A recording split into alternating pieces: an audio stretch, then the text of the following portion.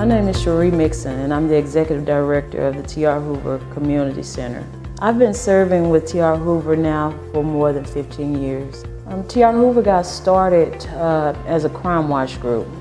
We started fighting crime in our neighborhood, realized there were a lot of issues outside of crime that needed to be addressed, started our own nonprofit entity, and it became the T.R. Hoover Community Development Corporation.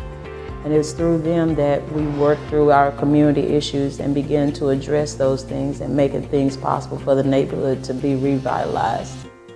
T.R. Hoover has built probably more than 55 homes in this community. Residents have come back.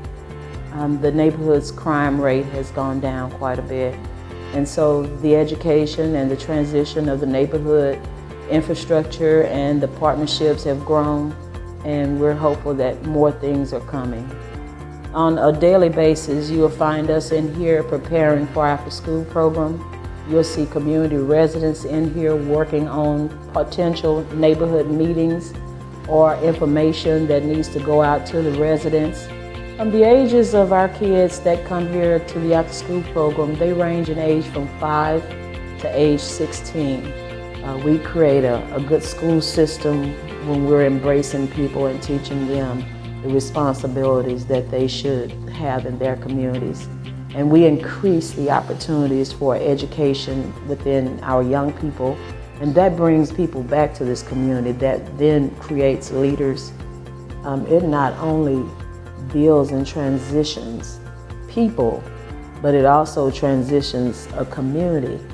It develops the land. People take control of the land and embrace the land. This is my neighborhood, and I chose it. It didn't choose me.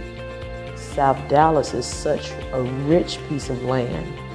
I just have a joy when I leave and I come back. I'm just glad to be here.